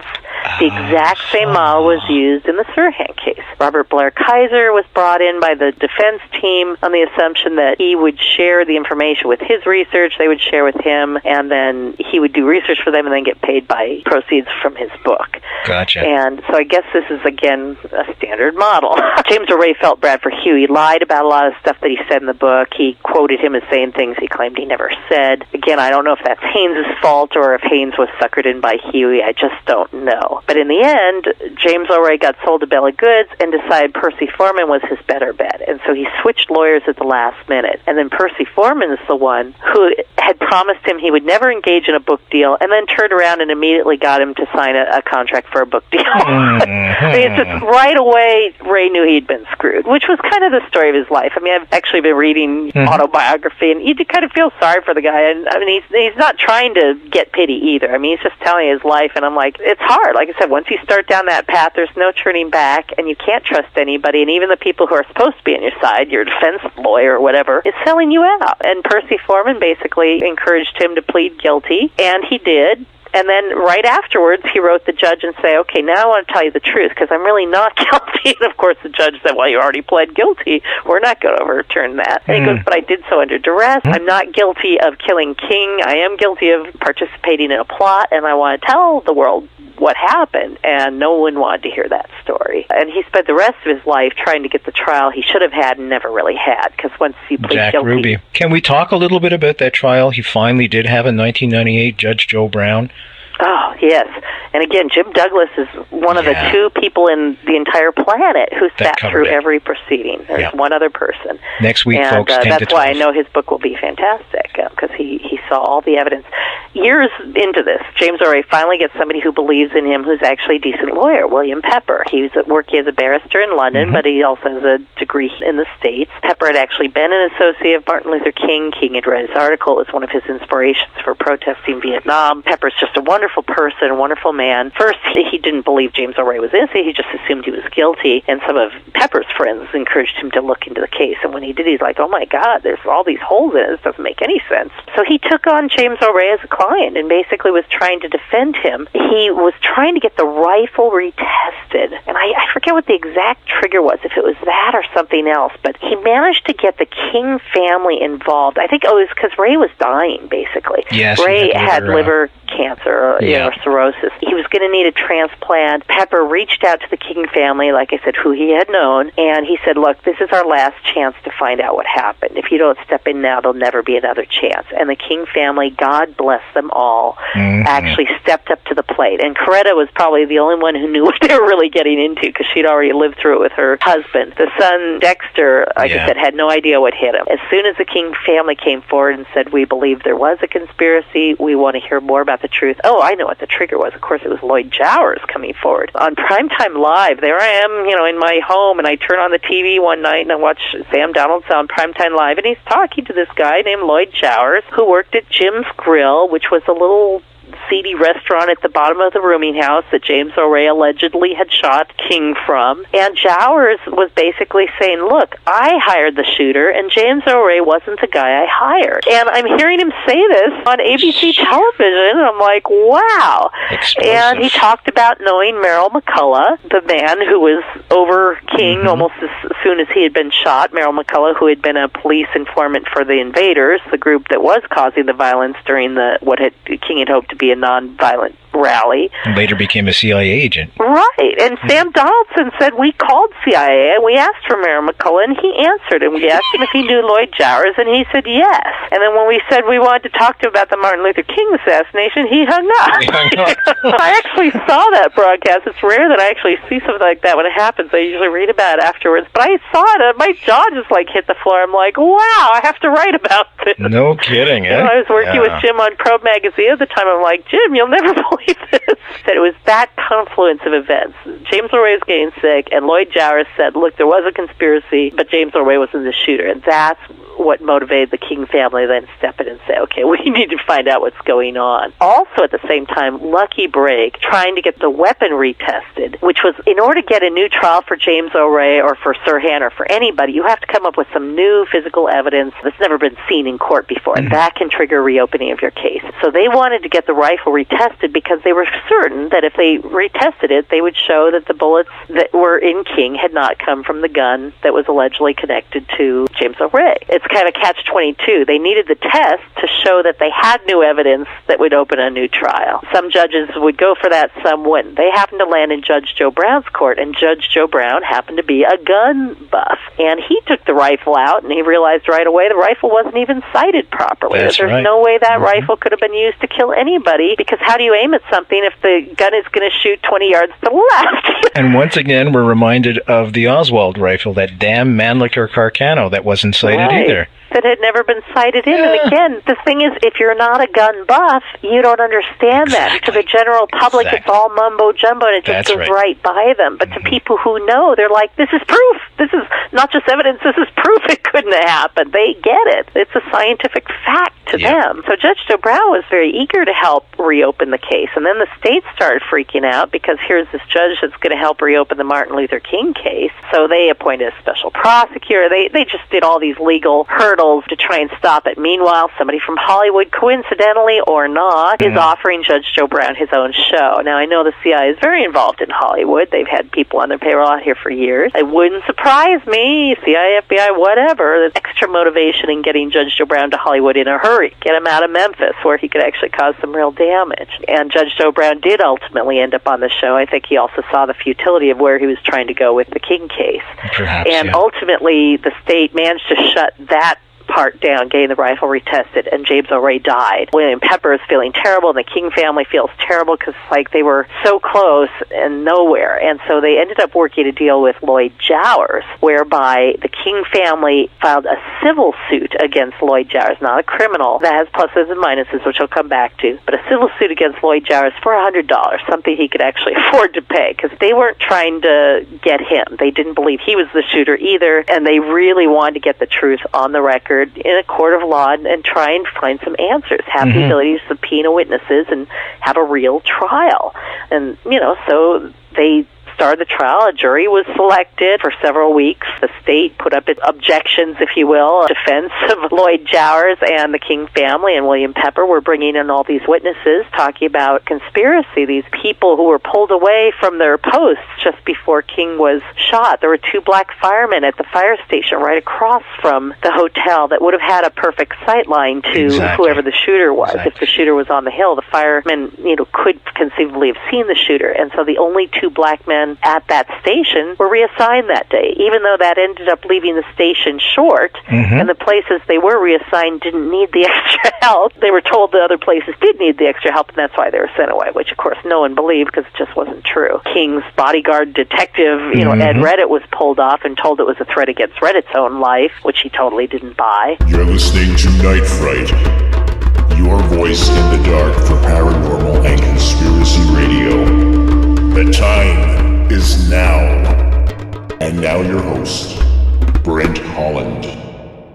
Folks, you're listening to Night Fright. I'm your host, Brent Holland. Tonight we've got guest Lisa Pease on, and I am riveted to the seats. This is really incredible, explosive stuff that she's bringing forth about the assassination of Dr. Martin Luther King and the conspiracy thereof. You're listening to CKLU 96.7 FM, Laurentian University in beautiful Sudbury. We broadcast every Wednesdays between 3 and 5 p.m. in the afternoon and 10 p.m. and midnight at night. Caper Radio, Cape Breton University, beautiful Sydney, Nova Scotia, Wednesdays between 3:30 and 5:30 in the afternoon. CILU 102.7 FM, Lakehead University, Thunder Bay, Ontario. And that's Sunday night at midnight. And if you're listening right now, merci beaucoup, vous êtes très gentil. CJMQ 88.9 FM, the voice of the Eastern Townships, Sherbrooke, Quebec. And that's at Saturday, 9 p.m. to 11 p.m. And again, if you are listening, un autre merci beaucoup. CJUM 101.5 FM, University of Manitoba, Winnipeg,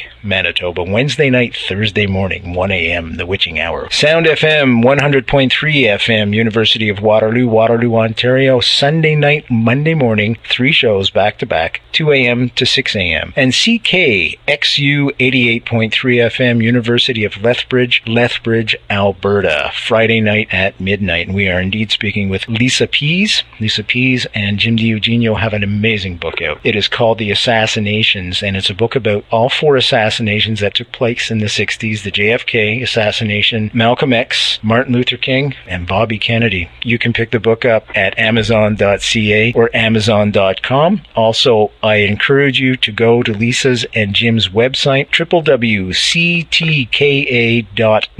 www.ctka.net. And Lisa, I understand you have a blog. Could you give information how to get to the blog? Sure. It's Real History Archive, all one word, .blogspot.com. And if you search James O'Ray or King, you'll see that I've posted quite a bit about that there. Yes, you have, and it's fantastic reading, actually, folks. Been reading her articles for the past few nights in preparation for the show, and they are in-depth, they are concise, and they were you're a great writer, by the way. Thank you very much. I appreciate that. Extremely well written. Yeah. Exceptional, I would say. Wow. You're listening to Night Fright, your voice in the dark for paranormal and conspiracy radio. The time is now. And now your host, Brent Holland.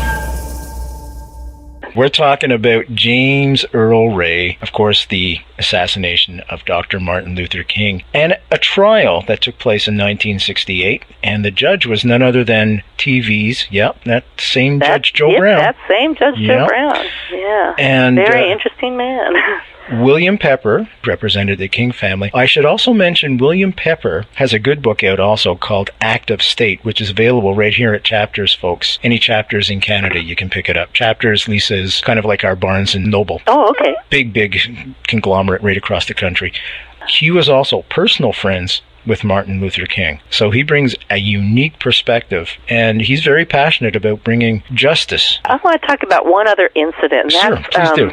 When James O'Reilly was before the House Select Committee on Assassination, CHSCA, Mark Lane, who had already written about the John Kennedy case, that's right, was at one point the lawyer for James O'Reilly. Again, this is why I don't believe any of these claims about the white supremacists, killed King or whatever, because the HSCA pulled a real stunt on Mark Lane, or they tried to. Unfortunately, he got wind of it and was able to diffuse it before it happened. Oh, is that? Oh, At one point, they staged this press conference, and they were going to have Mark Lane talk about James O'Reilly, and they brought in this surprise witness, a guy who had not testified under oath, who could just lie with impunity, and they brought him out at a press conference without telling Lane about it in advance. But Lane had actually gotten word just minutes before. I mean, he had heard basically, as he's walking out, that they're going to have this guy, Alexander Eist, and somebody who knew him was trying to reach Lane because they knew Eist was going to be on with him, and got through to him and said, this guy is like a known forger of confessions. And Eist claimed that he had befriended James O'Reilly while he was in prison in England, waiting to be deported back to America, or extradited, I guess would be the word, waiting to be brought back to America, that he had befriended him and that James O'Reilly had confessed his involvement. Yeah, he was a detective in England, that's right. Right. Yeah.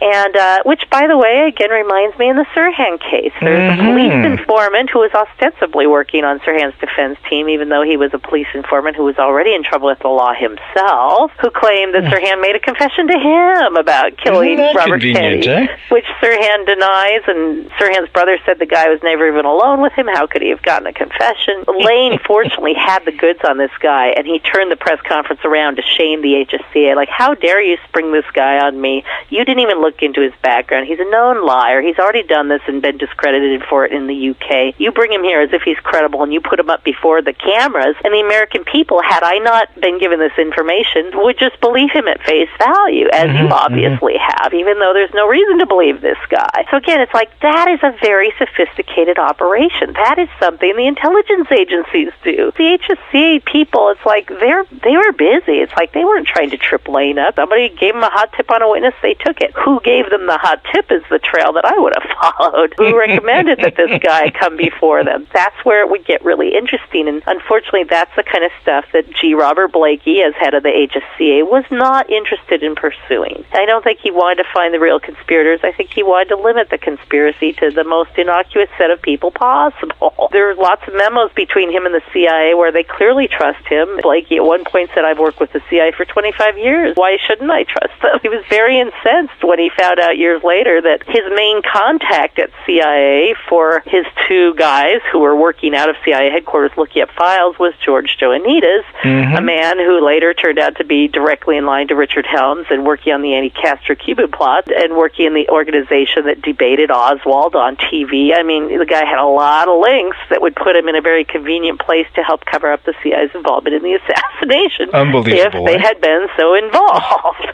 So we were talking about Jowers and how he plays up in all of this. Jowers knew Merrill McCullough. Jowers knew a man named Merrill Clark, who is a former Memphis police detective who may have been the shooter. I feel like my research stops before we get to the point of who fired the gun, because at that point it gets so murky, I just can't say. And in fact, in the trial, they didn't feel the need to prove who did it so much as who didn't do it. The jury's verdict was that James O'Reilly was innocent of the shooting of Martin Luther King, and that the guilty party included the government, persons unknown, basically. But they specifically mentioned the government as, the guilty party. I think that's fair. Like I said, I really think when you look at all the stuff that happened and all the coordination and moving people around, it was way too sophisticated for this to have been a few local guys or a local mob guy or something. Mob doesn't run police departments, and certainly the mob doesn't control the press years later when CIA asset Priscilla McMillan starts writing about the Martin Luther King.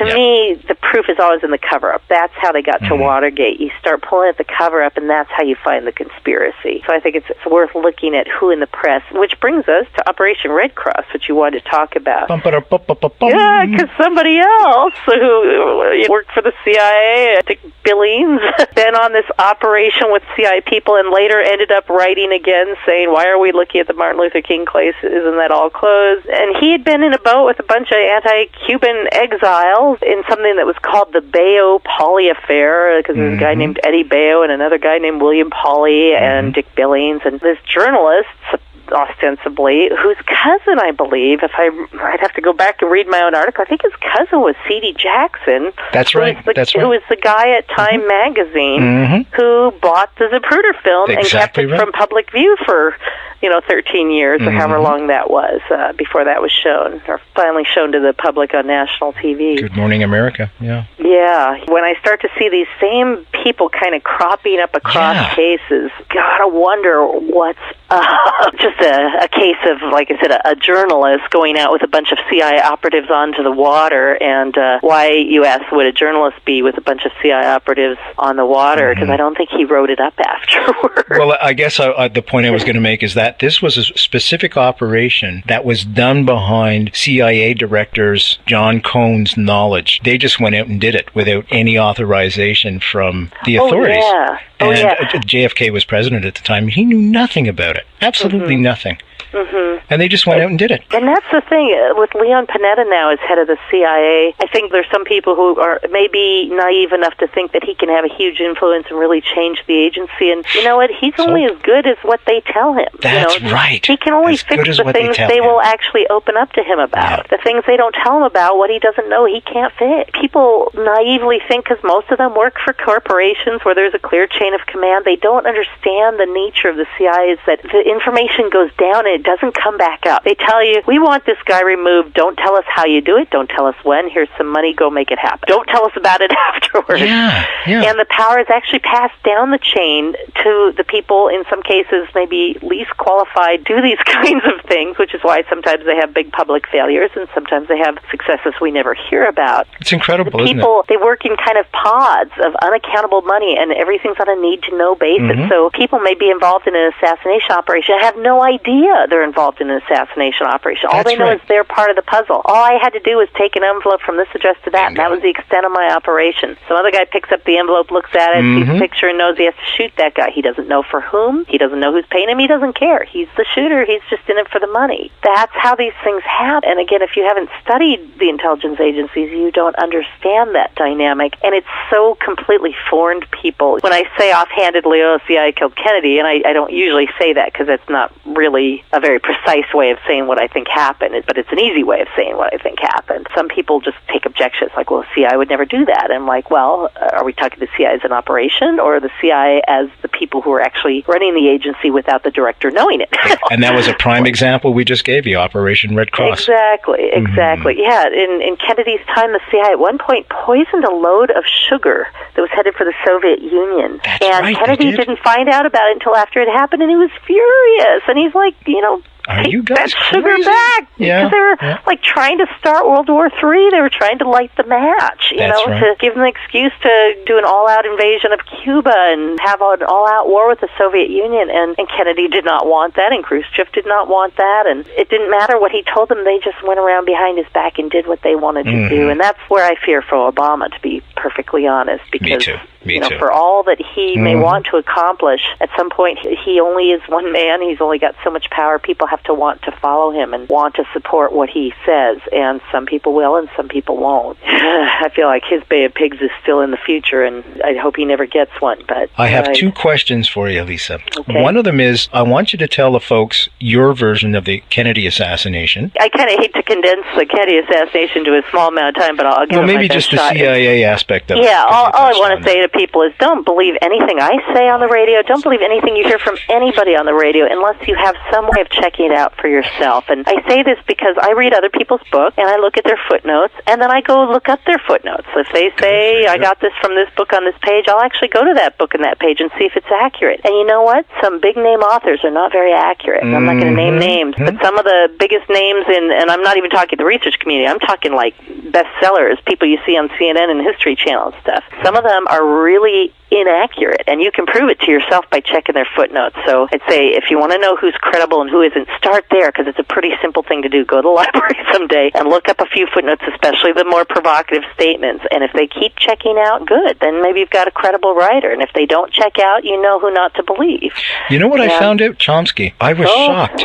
I was shocked. It's sad, yeah, because sometimes you may like the author, they may even support your theories or what you're saying, but it's like, I can't use that, it's just not accurate. And if I can't trust 3 footnotes, I can't trust 20, you know what I mean? If somebody's wrong once or twice, hey, everybody makes mistakes. If somebody's wrong 3 times or more, that's kind of my limit. It's like, okay, I will name one name.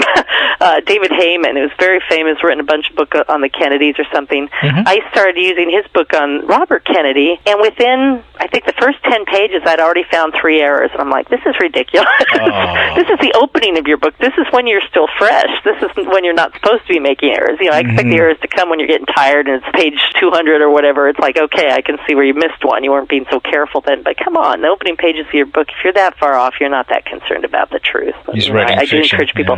The other thing I want to point people to, again, before I say anything, is the Mary Farrell site online, www.maryfarrell.org. Thank you. You can get 3 or 4 free searches a day before they ask you for money to join the site, and you can browse for free. If you don't use the search tool and you just browse your documents, you can read all day. And there's some books out right now that name people as major players, and you know what? If you go search some of the names that are mentioned and you see the actual CIA and FBI documents, and granted, of course, like I said, the CIA and FBI documents, they will lie inside their documents, so understand that as well. It's like, just because it's in a document doesn't make it true. My kind of radar thing is, if the CIA is something that's self-incriminating, that's probably true, because most people won't say something that's self-incriminating. Usually they lie to cover something up. They don't usually lie to imply guilt where none exists, especially about themselves. I mean, if I told a lie as a kid, it wasn't to incur greater punishment. It was to get out of punishment. No, I didn't eat that cookie, you know. I'm sure most of us are that way. So like I said, when I see the FBI give something away that, had they understood what it meant, they wouldn't have given it away, that's probably significant. When the CIA says, oh, this guy never worked for us, oh, bullshit.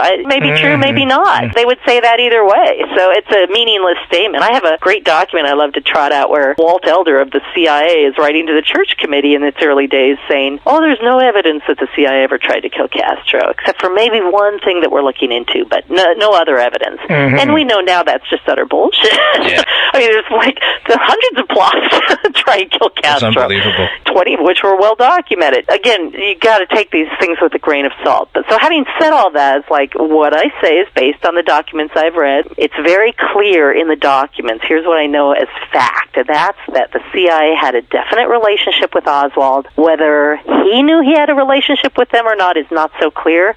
They were tracking him like crazy, and from 1959, and possibly earlier, there are hints in his file that things that might have come from before 1959, definitely 59 on, they opened an official file on him and started tracking him. So anytime the CIA said, oh, Oswald was an unknown quantity to us, that's just a lie. That's a provable lie. We have literally tons of documents on what the CIA knew about Oswald way before the assassination. And the FBI also. Right, and the FBI too, sure. I mean, both of them were lying about what they knew about him. What is especially interesting to me, though, is that the CIA has this episode with Oswald in Mexico City that couldn't have happened the way it appears in their file. They have conversations happening with people who weren't actually working that day. There is deliberate fabrication about Oswald in Mexico less than a month before the assassination. Now, whether it was fabricated after the fact for our benefit or fabricated before the fact for other intelligence agencies' benefit, because what the CIA did is they actually sent this teletype around to other agencies of the government, to the INS, to State Department, to the FBI, and they misdescribed Oswald. They described him as older, fat, and balding. And again, this is like about 6 weeks before the assassination, the beginning of October, and Kennedy was killed towards the end of November. And I find that really interesting because John Newman did a lot of work on this. He's one of the best researchers we have. He's a former defense intelligence analyst. He actually knows what all the little numbers on documents mean and has explained them to us. Taught me a lot about how to read documents, listening to him speak and reading his books. He makes it very clear that it's as if the CIA is trying to raise the alarm level on Oswald, but not to the degree where he could actually get picked up before the assassination. But after the assassination, all these agencies now have something incriminating on Oswald that they didn't act on before the assassination, and it will help them do their own cover their ass act after the assassination. So it's like, again, building in the cover-up before the event even happens. If it wasn't the assassination of Kennedy that they were trying to set Oswald up for, what were they setting him up for? Is he going to try and kill Castro? I mean, what were they setting him up for? Whatever it was something big that they wanted him to be public and known about, but again, not to the extent that he could actually be identified and pulled off the street before whatever it was happened. And I just find that incredibly incriminating. There's no evidence, first of all, that Oswald even ordered that gun or picked up that gun or held that gun other than a palm print found only on a disassembled part. In other words, there's nothing on the assembled gun that linked it to Oswald, but if you disassembled it, and there was an autopsy guy who said that the FBI or somebody came in and literally took prints off of Oswald's dead body. Well, where did those prints go that they took off? Did they plant some of them back on a rifle or what? You know, especially after it had been disassembled. Yeah, I mean, it's so obvious. So there's all kinds of weird evidence. I don't believe Oswald was a shooter. I do believe from my reading that it's possible that Oswald thought he was infiltrating a plot to kill Kennedy. There is some evidence in that regard that he thought that maybe he could stop such a plot, not knowing he would end up being the patsy for it. And of course, that would be a good motive for the CIA making him the patsy for it. It's like, take that, you damn informant. You know? That part's much shadier. Like I said, the simple facts are the original throat wound was reported as an entrance wound, later changed to an exit wound. The original back wound, you can tell from the picture of Kennedy's shirt, Kennedy was shot kind of in the middle of the back. That's right. Gerald Ford, who later became president, moved the wound up a few inches to make it more convenient for the single bullet theory to work. And we have it in his handwriting where he made the edits on the paper, so we know he was the one who made that change. I should tell you this, and maybe Lisa. Got rewarded for it, you know?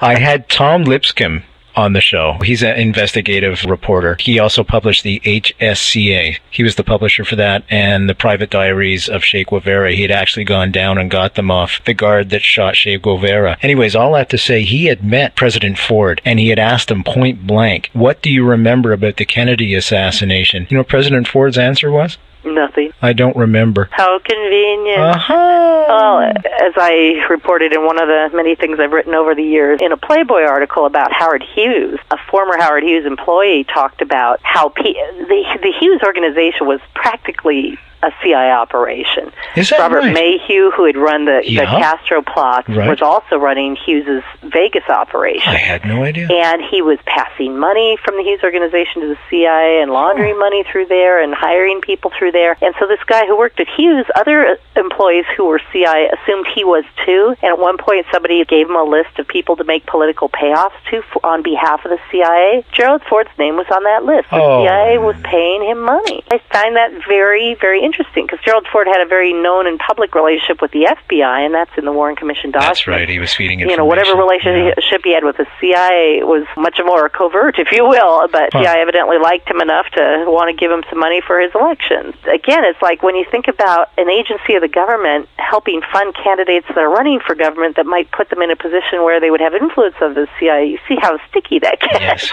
and how that just shouldn't happen. Absolutely. How do you stop it is the problem, because obviously that never officially happened. I would never admit to doing that, and they would just say, oh, the guy made it up, he lied, he put our name on the document, it wasn't us, and we would truly have no way to prove otherwise. I mean, all you have is one person's word against another's. And most people in the CIA, when in that situation, would lie to protect their jobs, because if they don't, they're out of there. They have no pension and maybe no life. It's very hard to get the truth out of these agencies. So I know this is a long, rambling answer to your question, but here's the nut of it, and that's that there is a cabal of people that Tom Mangold appropriately called the fundamentalists inside the CIA. Tom Mangold wrote this great book called Cold Warrior, which is not at all about the Kennedy assassination, but in my mind is completely about the Kennedy assassination, because it explains the mindset of the people at that time, what they saw, what they thought of Kennedy, how they got along, who they worked with, and who the top players in the agency really were. And they were Richard Helms, Alan Dulles, James Angleton.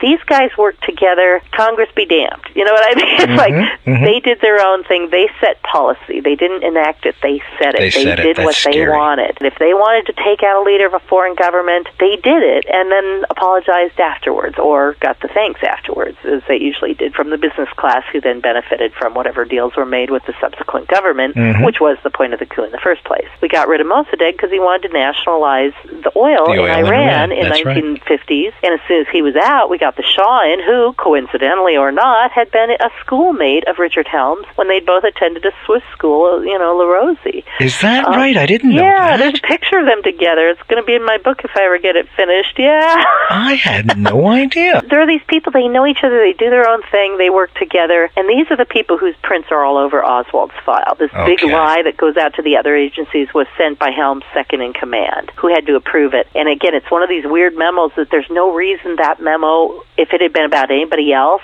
and especially given that it was before the assassination, not after, there was no reason for somebody that high level to sign off on what appeared to be a routine matter. So the fact that it went up to him, it's as if people knew they were lying to the other agencies, and they wanted to make sure they had cover for it. And they had to find somebody high level enough to sign so that they knew they were protected by sending this big lie out to the other agencies about who Oswald was. One of the agents basically admitted that again to John Newman, who tracked her down and showed her this, and she said, I'm basically signing off on something I know isn't true, which is a pretty interesting statement, from a woman who used to work directly for Allen Dulles, Jane Roman. Why is the CIA lying about Oswald right before the assassination, unless they're trying to plant the seeds for the cover-up after the assassination? That seems to be the obvious answer, and if the CIA was ever fully disclosing its files, we might find out more. It's also interesting that Kennedy's code name in the CIA was GP Ideal, and Oswald's code name was GP Floor. It's just kind of weird, I mean, again, it could be coincidence. All these hints, and again, any one of these by itself sounds like so crazy, and why would she put all those together? But I have hundreds of things like this that, I've read over the years. I've spent 15 years on these cases. And I want to ask you about that. Was the second thing. Yeah. What's it like to be a researcher when you're researching somebody that has died, Kennedy's case, 46 years this year ago? What's it like to try and find, well, not only the files, but to try and find witnesses that are credible, because, memory goes and things like that. Yeah. What's that like for you? I got to say, in general, I avoid witnesses. I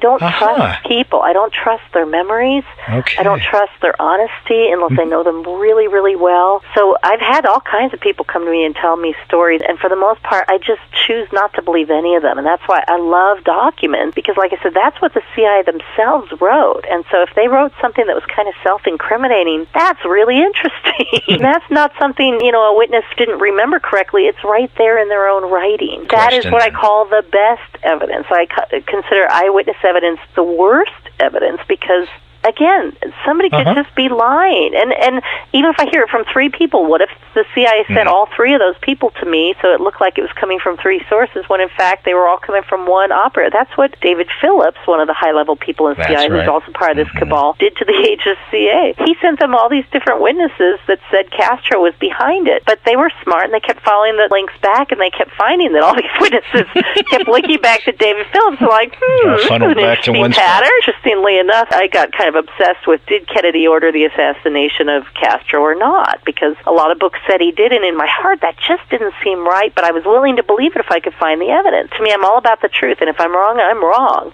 But I wanted to find out. I started tracking, and every time somebody said that, I would look for their source, and it turned out it all tracked back to one guy, Sam Halpern, who worked for Richard Helms. And Sam Halpern is like the source for every one of these authors. So when David Talbot was writing his book on the case, Brothers, I made sure he knew about this, because when we had an early conversation, he's like, no, Lisa, I think Kennedy really did order. I said, no, he didn't. I said, you watch. They're all going to track back to Sam Halpern. And he's like, I don't believe it. So he started researching it, and he's like, damn it, Lisa, you're right. They'll track back to Sam Halpern. And so he put that in his book, and I was so happy. It's like, now I'm not the only one who knows this. Now a whole bunch of people know this, because it's just crazy. Yeah, I know. And when the committees questioned Helms about this directly under oath, Helms was very evasive, because he didn't want to say, no, Kennedy didn't order it, because then that would prove that the CIA was truly a rogue elephant. And of course, he didn't want to say, yes, we've been lying, So Helms just kind of, tried to weasel out of it. And here, in my mind, is actually some of the best evidence that Helms knew Kennedy was about to be killed. In Helms's autobiography, and again, why would I read Helms's autobiography? He's such a liar. He's the head of the CIA for years.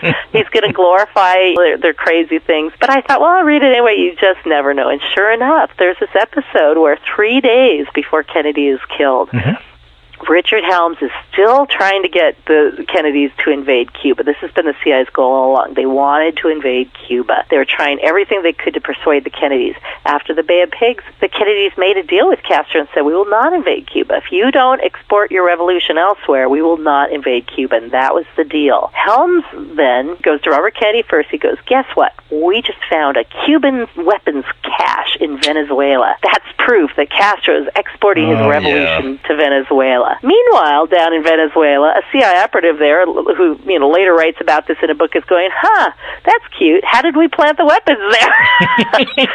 And make it look like it came from Cuba. He just assumed the CIA planted the weapons there because that's what the CIA does. That's the kind of thing he did in his daily job. So he was sure it was a bullshit thing. So meanwhile, of course, Bobby Kennedy, who's wise to the ways of CIA, doesn't really believe him, but says, let's go talk to my brother. So they will go to the White House. Richard Helms is allowed to walk into the Oval Office carrying a rifle.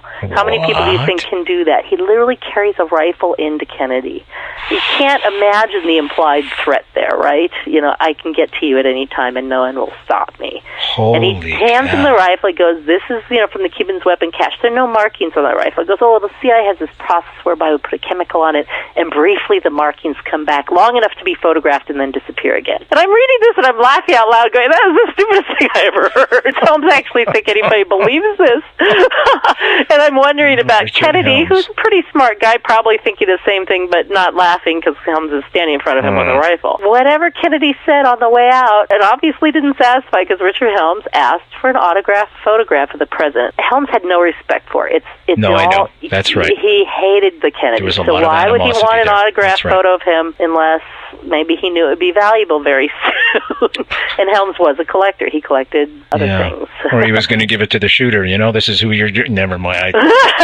Bad joke. No, but as soon as I read that he'd asked for an autographed photo, I thought that's when Helms knew that Kennedy wasn't going to live. And how else would he know unless he was in on the plot? Yeah. And was this the last test? Like, if Kennedy will invade Cuba, then we'll let all the past go and he'll live. But if he won't, he goes. I really, as I read it, that's the exact feeling I got. And again, maybe I'm wrong. Maybe it meant nothing at all. Maybe Helms just suddenly realized he didn't have a photo of Kennedy and wanted it. But I don't believe that. I don't think that makes any sense. Dick Helms was a slime ball. There's no question. Well, yeah. He ended up in Iran during the Shah time, 75 to 79, I think it was. Yeah, he left just before the Iranian Revolution. Hostage crisis. Yeah. Can't help but wonder if that was a parting gift of some sort to Carter, because Carter went after the CIA for the Kennedy assassination. Yeah, Carter's the one who helped the HSCA get started. I couldn't help but feel that was Helms' last. Like, I'm going to bring Carter down if it's the last thing I do. I just want to bring this up because Carter said he saw a UFO, and I'm going to bring UFOs into it just for a second, but not in the way you think you're going to. I'm not going to challenge you. Do you believe or don't you believe? Because it's Night Fright, right? we do everything here. We do Tesla, we do werewolves, the whole 9 yards. I found out by a MUFON representative here in Northern Ontario. He represents this organization that deals with UFOs and stuff. We were talking about Roswell, Area 51. The president has no clearance to go there. There's a whole clearance level above the president that he has no access to. What the hell is that about, Lisa? That's an important point, that there are things that the CIA didn't think Kennedy was cleared to know. There were things they didn't think Nixon was cleared to know. Who's running the country? Well, this is my question. If the president isn't cleared, if he's the one we elected and he's not cleared, we are in serious trouble. I think most people don't understand that. That part is true. I don't understand it. There are secrets that are kept from the president. Nixon asked for a report on the Bay of Pigs because of the Castro clause. He wanted to see it, and the CIA didn't want to give it to him. And they refused. And they did share some of it with Lyndon Johnson because they trusted him more. I mean, frankly, he'd seen Kennedy killed in front of him, you know. But they wouldn't share it with Nixon. Come on, what is that about? What is that about? And I understand the need for secrecy, but if you can't trust the president... he's the elected representative of the people. Even in Congress, again, what do you think the Senate Intelligence Oversight Committee sees? Only the stuff the CIA wants it to. They can ask, do you have this? And the CIA can say no, and the Senate said, we asked. They said, no, done. So the elected representatives of the people don't have access to what is the people's. What in the hell is that about in a democracy? Right. Now, I haven't been able to find out if the same thing goes on here in Canada with the Prime Minister. What he has access to. Angleton had a real relationship with Canadian government for a while. He was... don't tell me that. He had deep hooks into the Canadian intelligence services for years. Now, he's been gone for years, but I am sure there are interesting relationships to be found there. And I'm sure it goes both ways. I'm sure they have some hooks into ours and get some information from us, too. But who really runs the world? It's not who we think. It's probably not, is it? No. No, we're just little insects running around. That's right. That's right. Yeah, long ago, Laswell, I think, had written that the unseen facts of the world need to be brought out for those in power so they can make appropriate decisions, but it was very important those same facts be kept from the public so they couldn't interfere in the making of those decisions. I mean, there are people who think that way, and yet they don't call themselves communists, and yet what kind of a totalitarian control is that? It's not democracy, that's for sure. It sure isn't, not in any so sense. It makes you wonder if capitalism and democracy can coexist. Folks, we've been speaking with Lisa Pease. I just want to thank you for coming on the show, and I am truly, truly looking forward to speaking about Nikola Tesla in 2 weeks. This guy was amazing. I've learned so much tonight, as always, with you as a guest. Thanks. You're an incredibly intelligent person, a great writer, exceptional writer, by the way. You. Lisa Pease and Jim DiEugenio have an amazing book out. I urge you all to go out and get it. It is called The Assassinations, and it can be got at Amazon.ca, or you can go right to their website and get it at ctka.net, ctka.net. So thank you again, and I'll see you in 2 weeks. All right, sounds good. All right, bye-bye. Bye now.